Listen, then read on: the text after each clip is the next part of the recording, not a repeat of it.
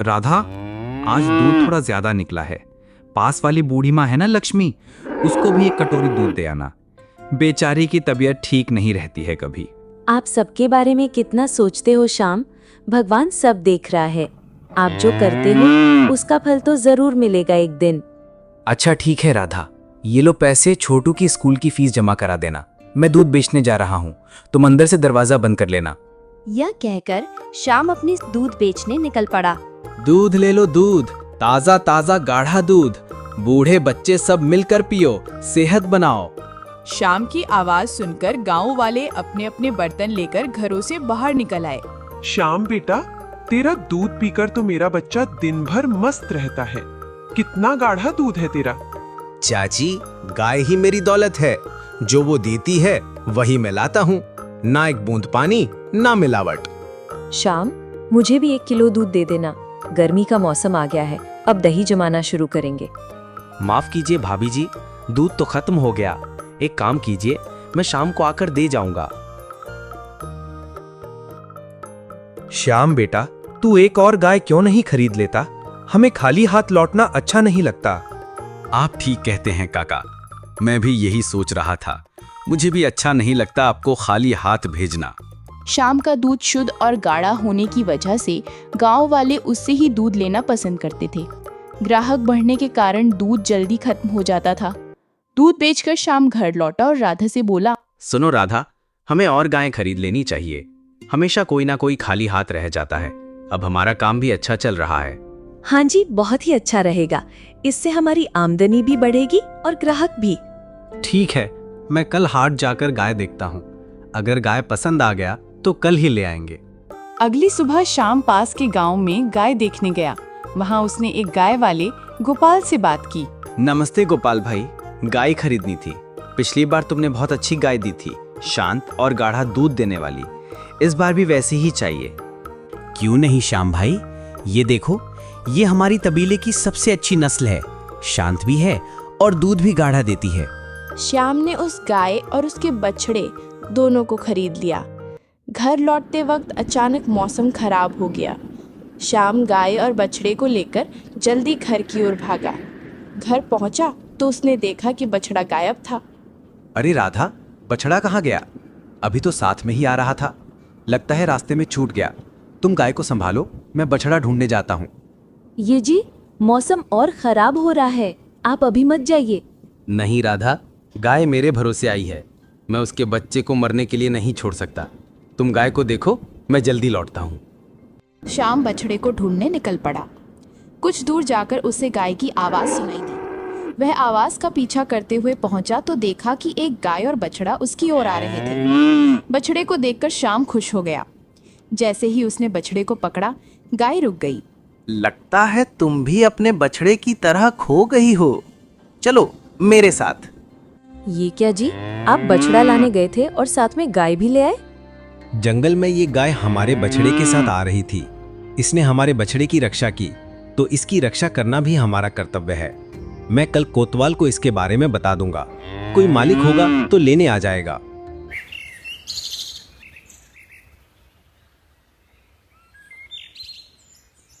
अगले दिन शाम ने सोचा कि पास में रहने वाले हरिया को गायों की देखभाल के लिए रख लिया जाए। हरिया पहले से काम मांग रहा था। श्याम और हरिया मिलकर गायों का दूध निकालने लगे। श्याम ने हरिया से कहा, अरे हरिया, बछड़े को उसकी माँ के पास थोड़ी देर छोड़ दो, उसका पेट भर जाएगा। आज सबको दूध मिलेगा। बहुत सारा दूध लाया हूँ, कोई खाली हाथ नहीं जाएगा। क्या बात है श्याम, कोई जादू हो गया क्या? कोई जादू नहीं काका, मैंने एक और गाय खरीद ली है। अब जितना मन हो दूध ले लो। उस दिन भी सारा दूध बिक गया। गांव में एक और दूध वाला था, जो शाम का दूध बिकता हुआ देखकर जलता था, बेईमान था और दूध में पानी मिलाता था। इसलिए गांव वाले उससे दूध नहीं लेते थे। वह सोचने लगा, जब तक श्याम दूध बेचेगा कोई मुझसे दूध नहीं खरीदेगा। मुझे इसका कुछ करना होगा। एक दिन शाम घर लौटा तो देखा कि बछड़ा उस जंगल वाली गाय का दूध पी रहा था। लगता है हरिया बछड़े को बांधना भूल गया। इस गाय का बछड़ा हाल ही में हुआ होगा। तभी गांव का सेठ रघु आया और बोला, श्याम, मुझे 1 किलो दूध दे दे, मेहमान आए हैं, चाय बनानी है। सेठ जी, दूध तो बिक गया, लेकिन फिर भी देखता हूँ, इस गाय से थोड़ा निकल जाए तो दे दूंगा। श्याम ने जैसे ही उसने दूध निकालना शुरू किया, गाय से अपने आप दूध बहने लगा। बाल्टी भर गई। श्याम हैरान था। उसने कहा, बंद हो जा, और दूध रुक गया। फिर उसने कोशिश की, दूध फिर बहने लगा।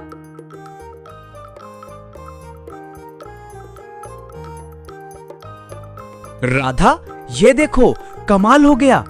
ये गाय चमत्कारी है। मैंने कहा बंद हो जा और दूध रुक गया। हाँ, ये तो कमाल हो गया राधा। अरे वाह वाह, ये तो कमाल हो गया। ये सब ईश्वर की कृपा है। इसने तूफान में हमारे बछड़े को बचाया और अब इतना दूध दे रही है। लेकिन ये हमारी गाय तो नहीं है। इसका मालिक कभी भी आ सकता है। तब तक इसकी हमें देखभाल करनी चाहिए। श्याम ने दूध निकालना शुरू किया। बर्तन भरते गए।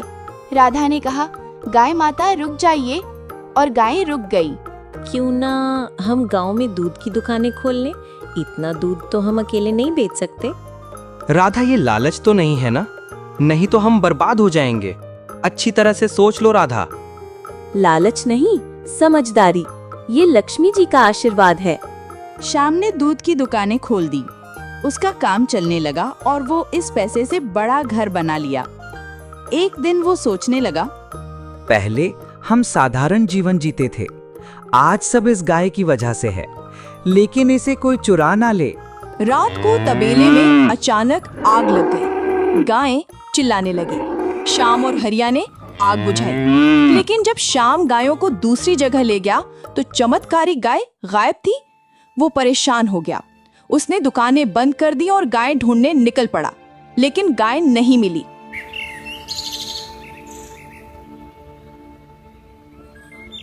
अगले दिन एक बूढ़ी अम्मा सरस्वती आई और बोली, क्या हुआ श्याम, तू बहुत परेशान लग रहा है, कहीं कुछ खो गया क्या? अम्मा, मेरी गाय गायब हो गई। बहुत ढूंढा लेकिन कहीं नहीं मिली।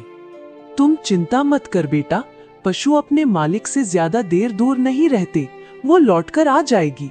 उसी रात श्याम को सपना आया कि उसकी गाय, जिसे उसने कामधेनु नाम दिया था, कोहरे में से आ रही है।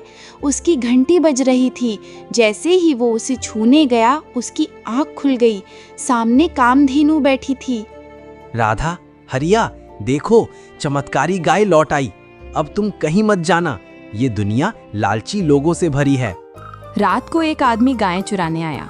कामधेनु ने जोर जोर से रंभाना शुरू किया। श्याम भागकर पहुंचा और चोर को पकड़ने की कोशिश की, लेकिन वो गाय को छोड़कर भाग गया।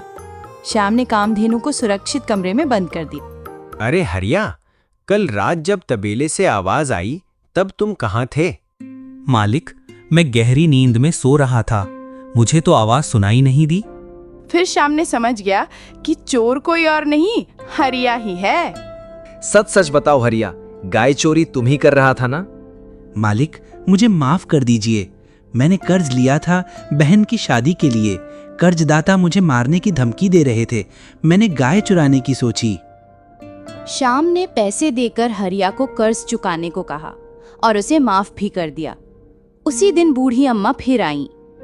श्याम, ये गाय तेरे पुण्य कर्मों का फल है। तूने तूफान में बछड़े को बचाया, इसलिए मैंने ये गाय तुझे दी। अब मेरी उम्र हो गई, मैं इसका ध्यान नहीं रख सकती। जब तुझे कोई नेक इंसान मिले, उसे ये गाय दे देना। ये जादुई गाय है और कई सालों तक घर को समृद्ध रखेगी। श्याम ने तबेले में कई बेरोजगारों को काम दिया और एक नेक इंसान की तलाश में लग गया।